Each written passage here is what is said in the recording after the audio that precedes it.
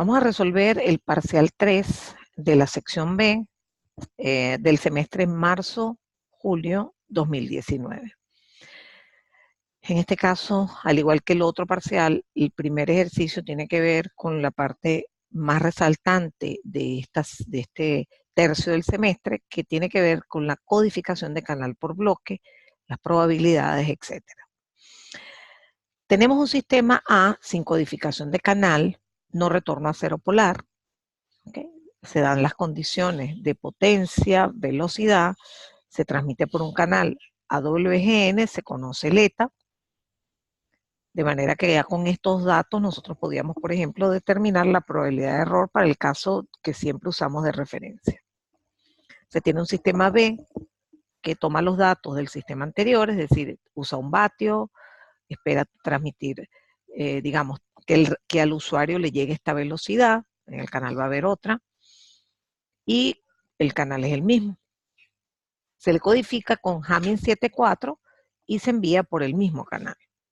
Entonces, lo primero es determinar para ambos casos las probabilidades de error por bit a la salida y luego, basado en esos valores, colocar curvas y puntos, que es lo clásico.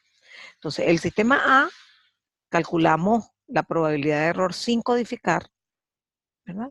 Y es simplemente por tratarse de un sistema polar, es calculada como Q de la raíz de 2e sobre eta, sobreentendiendo que el receptor siempre va a ser el óptimo, tanto en el caso con o sin codificación de canal. Entonces la energía es la potencia, que es 1 por t bit, que es 10 a la menos 6, que es el inverso de un megabit por segundo, y nos da este valor la energía, lo dividimos entre eta, tenemos 2e sobre eta. Nos da Q de 234, que yendo a la tabla tenemos 9,6 por 10 a la menos 3. Para el sistema B tenemos que hacerlo en fases. Primero calculamos la probabilidad de error por bit codificado y luego, asumiendo, recordando, repasando que la capacidad de corrección de errores de todos los Hamming es 1 en cada n bits, entonces calculamos P final. Comenzamos con PC, que es básicamente este mismo caso, pero hay que hacer la corrección del tamaño de t-bit. Tenemos un t-bit prima porque la ráfaga de datos en el canal va a ir más rápido. Entonces, eso implica que t-bit va a ser más chiquito y va a estar efectivamente afectado por un factor de K sobre N. En ese caso, volvemos a aplicar lo mismo, ¿verdad? Que antes. Aquí está el 4/7, este es lo que teníamos antes, y me da Q de 1,77, que como era de esperar es un argumento menor. Y como era de esperar, da una probabilidad mayor. La probabilidad de bit codificado y la probabilidad de bit sin codificar. Con la probabilidad de bit codificado que hemos llamado P sub C, nos vamos a determinar P final. Recuerden que esto es válido si estamos trabajando con un sistema de códigos de bloque que puede corregir hasta un error por cada n bit. Si estamos hablando de un sistema que corrige más de un error, estas fórmulas cambiarían. Por ejemplo, en vez de ser n-1 en 1, en general esto es n-1 en t. Si tenemos un sistema que puede corregir, por ejemplo, hasta 3 errores, esto sería n-1, ¿verdad? En este caso, hasta 3. Entonces sería n-1 en 3. Y aquí habría que poner t más 1. Como esto es en Hamming 1, aquí 1 más 1 es 2. Pero si esto fuese 3, aquí daría 4. Y fíjense que el término que falta aquí es ese que es 1 menos PC a la n menos el número de errores. O sea, en este caso, en 6, ponemos 2 errores y el otro término lo despreciamos porque estamos suponiendo que tenemos valores de PC bastante pequeños. Si se dan cuenta en este ejercicio, PC nos dio 0,0384, que no es tan pequeño. Sin embargo, al elevarlo al cuadrado, ¿verdad? Empieza a ser pequeño y si lo restamos de 1, pues podemos ver que aún así podemos despreciarlo. Entonces, esto de todas maneras, lo correcto sería poner aquí un símbolo de aproximadamente. Entonces, esto da 6 el combinatorio de 6 en 1 da 6, y esto al cuadrado me da 8,8 por 10 a la menos 3. Entonces, esa es la probabilidad de error de Hamming 7,4. Vamos a ver cuál es la probabilidad de error del caso sin codificar y da 9,6 por 10 a la menos 3. ¿Okay? Entonces, efectivamente, la probabilidad final es más pequeña, pero por muy poquito. Pero finalmente nos damos cuenta que estamos del cruce a la derecha. Fíjense que aquí incluso calculé la probabilidad, el valor de E sobre eta como 10 log de E sobre eta, tomando los datos de la lámina pasada. Entonces, el caso punteado es el caso Hamming, el caso no punteado es el caso sin codificar. Y estamos trabajando en unas mismas condiciones de E sobre eta y obtenemos que la codificación Hamming me da mejores resultados. ¿Okay? La pregunta B dice lo siguiente: para probar el sistema y ver cuántos errores podemos tener a la salida, entonces se envían 10.000 palabras o bloques de bits, entendiendo que esos bloques están constituidos adecuadamente para un Hamming 7,4. La pregunta es, determine cuántos bits malos de mensaje se estima que reciba el usuario. Esto se puede conseguir de dos formas distintas. La forma que voy a hacer primero es la forma corta, porque como ya calculé P final yo sé que por definición es como cualquier probabilidad. Si usted lanza monedas y quiere saber cuál es la probabilidad de que salgan cara, usted lanza 1.000.000 de veces las monedas y ve cuántas veces sale cara y después divide ese número. En este caso tendríamos que dividir el número de bits de mensajes malos entre el número de bits de mensajes enviados. Entonces recordemos que cada palabra en Hamming 7,4 tiene 7 bits, pero de esos 7 bits, 4 son de mensaje. Es decir, que tenemos 10.000 bloques por 4 daría 40.000 bits de mensajes enviados en total, en esos 10.000 bloques. Eso lo multiplicamos, o sea, multiplicamos este número por este y me da el de arriba, que es el número de bits de mensaje malo, y eso da aproximadamente 352 bits de mensaje. Pero ahora lo vamos a plantear de la manera larga, digamos, pero que a veces es mejor hacerla por allí, dependiendo de los datos que tengan a mano. Entonces aquí, para calcular lo mismo, primero planteamos la probabilidad de error por palabra. Sabemos que van a quedar errores de T más 1 en adelante. Por ejemplo, en Hamming, las palabras malas van a tener o 2, o 3, o 7 errores. Pero, dado que vamos a asumir que PC no es tan grande, vamos a poder aproximar solo por el primer término. Fíjense que este término se aproxima a 1. Entonces vamos a tener PW, que es esto que está aquí. Lo sabemos calcular porque ya tenemos PC. Luego calculo el número de palabras malas, que sería la probabilidad por 10.000, porque son 10.000 las palabras que envié. Y eso me da un número de palabras malas. Después la idea es ver cuántos bits malos totales de paridad y de mensaje quedan en esas palabras. Entonces, lo correcto es pensar lo siguiente. Cada palabra ya no tiene un error, porque esos fueron corregidos. O sea que hay algunas que van a tener 2 errores, que es T más 1. Hay otras que van a tener 3 errores, bastantes menos. Y así sucesivamente. Entonces, vamos a hacer, digamos, una aproximación que puede ser un poquito ruda, que dice que vamos a aceptar que todas las palabras malas que quedaron solamente, ¿verdad?, tienen T más 1 bit malos. En el caso de Hamming sería que cada una de esas palabras tienen 2 bits malos. Esos son bits completos, es decir, bit de paridad y bit de mensaje. Pero ¿cuántos de esos serán de mensaje? Bueno, se hace una regla de 3. Si esto corresponde a n, digamos al número de bits transmitidos completos, que son n por palabra, ¿cuántos les corresponden a los de mensaje? Y por eso se multiplica por esta fracción, que es k entre n. Porque es una regla de 3 que si a esto le corresponde n chiquita, ¿cuánto les corresponderá k? Y usted se da cuenta que termina multiplicando k por esto y dividiendo entre n, que es lo que está aquí. Si el ejercicio les hubiese pedido bit de paridad, esta sería la forma de hacerlo, por esta vía. Usted haría todo igualito, excepto que aquí la regla de 3 es poniendo el número de bit de paridad contrastado con el número de bit n. Entonces, en vez de ser aquí k sobre n, sería r sobre n. Entonces, esto, digamos, en este ejercicio, a usted ustedes les convenía hacerlo, obviamente de la manera anterior, pero debo reconocer que mucha gente se fue por este camino. Ok. El problema 2, al igual que el otro parcial, es un problema de espectro disperso. Nuevamente banda base, nuevamente no retorno a cero polar, en este caso con una ganancia de procesamiento que es 20 dB.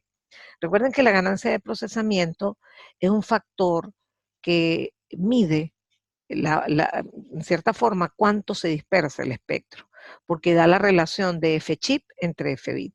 ¿Okay? Mientras F-chip sea mucho mayor que F-bit, sabemos que no solo numéricamente la ganancia de procesamiento va a ser más grande, sino que el sistema va a tener una mayor fortaleza frente a las interferencias.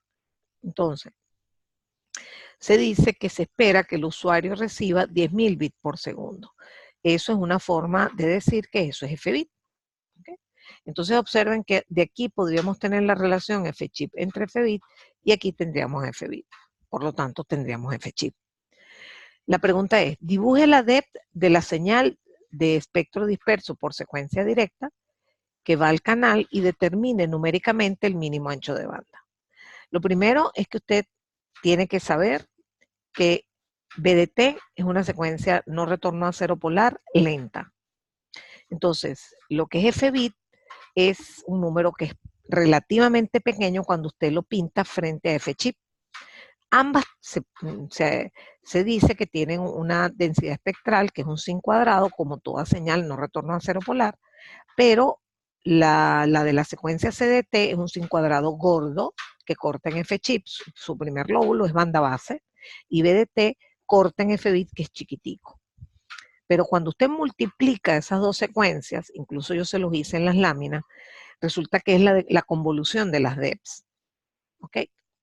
Hay que imaginarse que F-chip es tan grande con respecto a F-bit que ese sin cuadrado que corta en F-bit parece una delta. Entonces, al convolucionar un sin cuadrado que corta en F-chip con una delta en el origen, le da aproximadamente un sin cuadrado que corta en F-chip. En otras palabras, la respuesta aquí era dibujar un sin cuadrado, que honestamente no lo dibujé, digamos, por no ocupar más espacio. Es un sin cuadrado que corta en F-chip y F-chip hay que despejarlo. Entonces, para eso usamos que la ganancia, al ser 20 dB, eso me permite decir que F-chip es 100 veces F-bit. Porque si usted mete aquí 100, logaritmo de 100 es 2, logaritmo en base de 10 de 100 es 2 y le da 20. Entonces, F-chip es 100 veces F-bit, pero F-bit es 10 a la 4 bits por segundo. Y ahí entonces usted ya tiene F-chip, que es 1 megachip por segundo. Efectivamente, acabo de explicar cómo es la DEP y sabemos que en una secuencia de ese tipo, uno escoge como ancho de banda dejar pasar solo el lóbulo principal.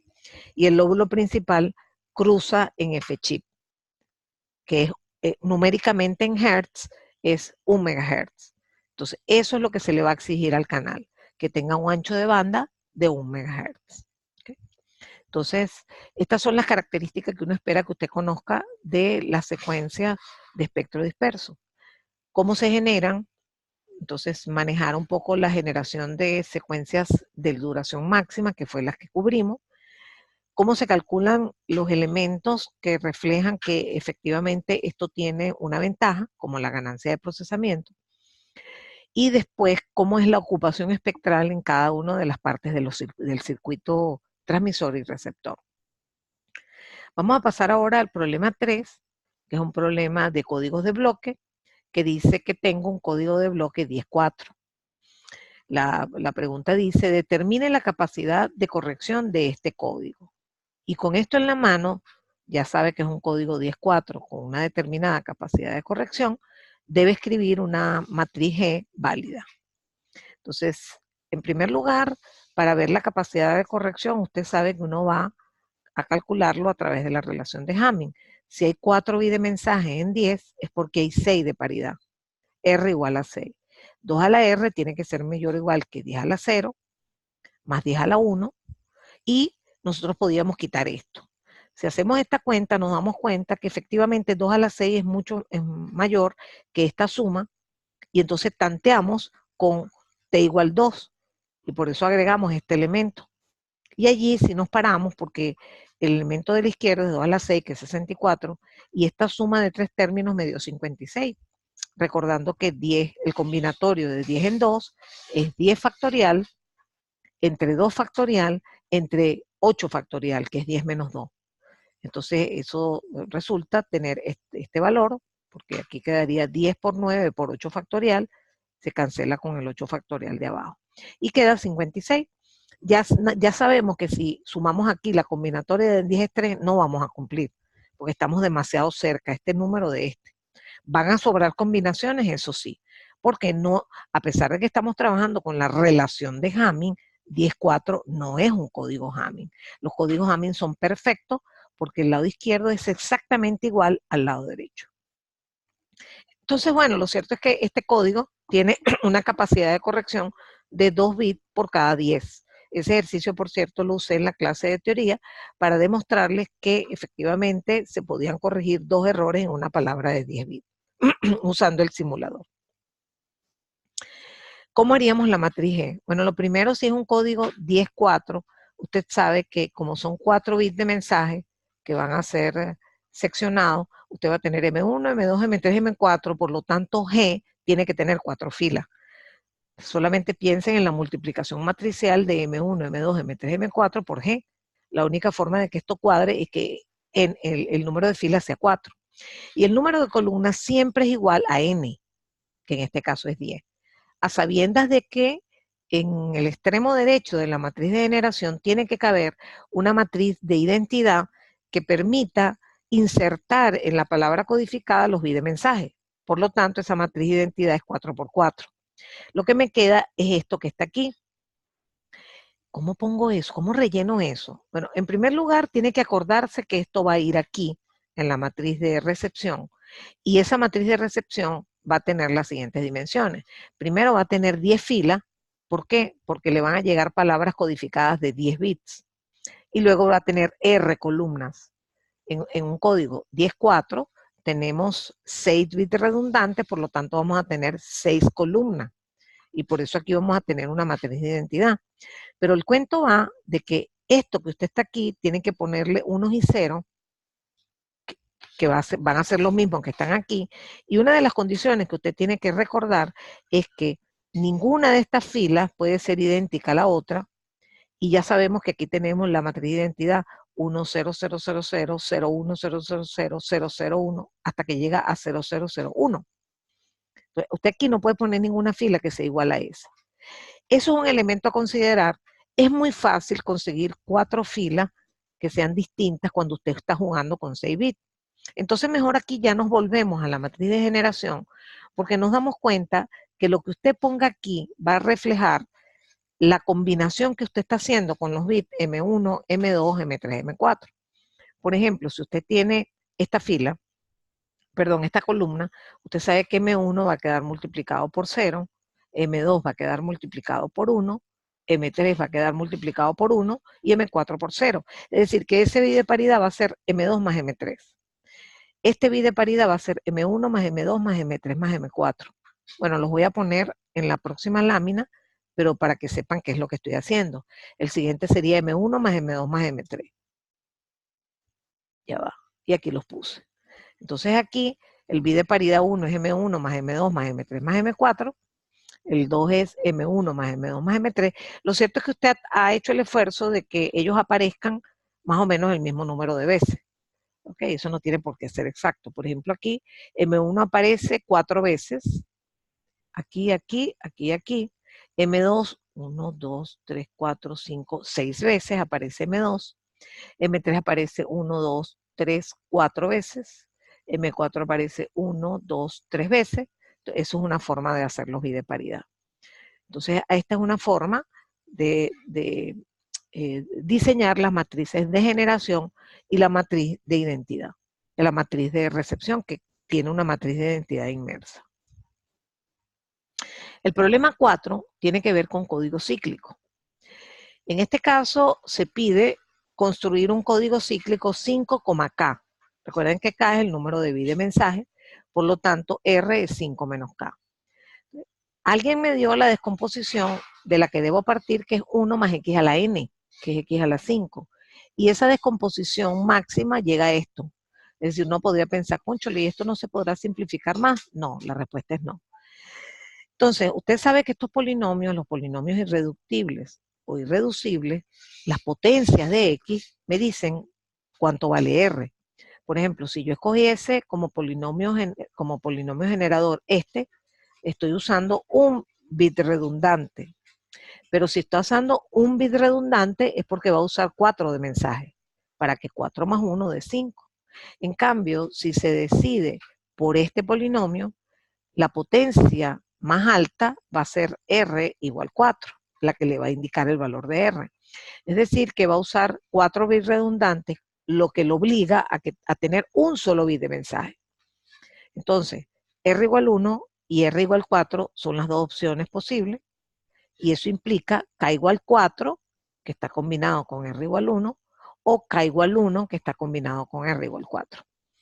Entonces, se le pide, determine los valores que puede tener k, ya lo hicimos, pero después dice, de estos valores, elija el que le exigirá menor ancho de banda de canal.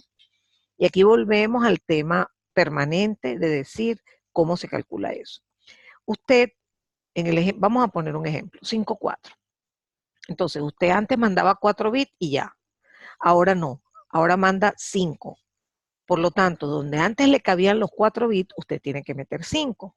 Obviamente los bits se encogieron un poquitín y eso va a aumentar el ancho de banda y la tasa de transmisión en el canal. Eso es el caso de 5,4. En el de 1 es muy dramático porque donde cabe 1 o donde antes cabía 1, ahora tienen que caber 5. Es decir, que usted va a tener un incremento de velocidad de 5:1. Aquí están calculados en detalle. En el primer caso, el ancho de banda sería esta fracción, 5/4, es decir, en el fondo estamos aumentando el ancho de banda 25%. Pero en el caso, ¿verdad?, en donde antes cabían 4, ahora caben 5, estamos hablando de que la tasa se multiplicó por 5. Entonces, aquí se multiplica por 1,25 y aquí se multiplica por 5 y obviamente este no me sirve porque sería el que exigiría mayor ancho de banda. Entonces, con esto terminamos la solución a este segundo parcial que es el de la sección B.